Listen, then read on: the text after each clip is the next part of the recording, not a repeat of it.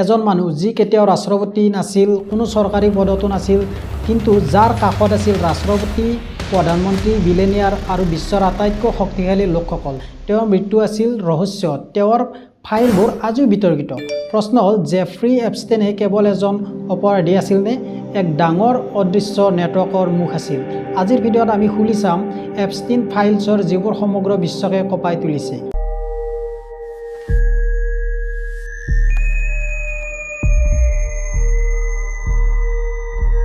নমস্কাৰ বন্ধুসকল, আপোনালোকে চাই আছে আমাৰ চেনেল এণ্ডাছ ব্লগ। আজিৰ ভিডিঅ'টো শেষলৈ চাব, কাৰণ ইয়াত আছে বহু কথা যিবোৰ আপুনি খবৰত হয়তো কেতিয়াও সম্পূৰ্ণকৈ শুনা নাই। প্ৰথমে এপষ্টেইন কোন আছিল?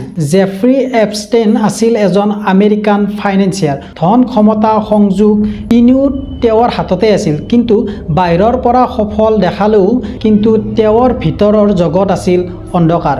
এইটো কেৱল অভিযোগ নাছিল, এয়া অভিযোগসমূহ আদালতত আৰু তদন্তত উঠি আহিছিল। আৰু এই ক্ষেত্ৰত FBI কিয় বহু বছৰ নীৰৱে আছিল? 1996 চনতে মেৰিয়া ফাৰ্মাৰ নামৰ এগৰাকী মহিলাই প্ৰথমে অভিযোগ দিছিল। दुनिया के सबसे चर्चित और controversial sex scandal Jeffrey Epstein case में एक बार फिर बड़ा धमाका हुआ। Disturbing new video has been released by US lawmakers from inside Jeffrey Epstein's. তেওঁ কৈছিল এপষ্টেইনে নাবালিকা ছোৱালীক নগ্ন ফটো ৰাখিছিল, কিন্তু তেতিয়া FBI বা আৰক্ষীয়ে কোনো ডাঙৰ ব্যৱস্থা নললে। এইটোৱে প্ৰথম ডাঙৰ প্ৰশ্ন উঠে, যদি অভিযোগ আগতে আছিল তেন্তে তদন্ত কিয় নহ'ল? 2008 চিক্ৰেট ডিল ন্যায় নে সেইখন নাটক আছিল? 2005 চনত 14 বছৰীয়া এগৰাকী ছোৱালী অভিযোগৰ পাছত এপষ্টেইনে গ্ৰেপ্তাৰ হয়। সকলোৱে ভাবিছিল এইবাৰ হয়তো ন্যায় হ'ব, কিন্তু 2008 চনত এই গোপন ডিল হয়। তাৰ ফলত জেল আৰু সময়, দিনে দিনে বাহিৰ ওলাই যোৱা সুবিধা আৰু বহু অভিযোগ বাতিল। এই ডিলটোৱে জনতাৰ বিশ্বাস ভাঙি পেলালে, যাৰ ফলত এপষ্টেইনৰ যি হ'ব লগা শাস্তি আছিল সেইটো কমি আহিছে। এতিয়া মেইন কথাটো হ'ল, এপষ্টেইন ফাইলছনো কি? এপষ্টেইন ফাইলছ মানে লাখ লাখ নথিপত্ৰ, ইমেইল, ফটো, ভিডিঅ', ফ্লাইট লগ, কণ্টেক্ট বুক, এই সকলো তথ্য বহু বছৰ ধৰি FBI আৰু DOJৰ হাতত আছিল। এই ফাইলবোৰত আছিল কোনো লোক এপষ্টেইনৰ লগত আছিল নে, তেওঁৰ প্লেনত যাত্ৰা কৰিছিল, কোনে তেওঁৰ দ্বীপলৈ গৈছিল, এইবোৰে মানুহক ভয় খুৱাইছিল। এতিয়া এপষ্টেইনৰ গ্ৰেপ্তাৰ আৰু ৰহস্যজনক মৃত্যু। 2019 চনত এপষ্টেইনে পুনৰ গ্ৰেপ্তাৰ হয়। এইবাৰ আন্তৰ্জাতিক সংবাদ মাধ্যমে প্ৰতিদিনে খবৰ দিছিল, কিন্তু বিচাৰৰ আগতেই তেওঁৰ জেলত মৃত্যু হৈছিল। एप्स्टीन ने अपनी मौत से कुछ महीने पहले फरवरी 2019 में खुद को एक ईमेल लिखा था। চৰকাৰে কয় এয়া আত্মহত্যা, কিন্তু জনতাৰ প্ৰশ্ন, জেলত কেমেৰা কিয় নাছিল নে কেমেৰা কাম কৰা নাছিল? গাৰ্ড কি শুই আছিলে নেকি?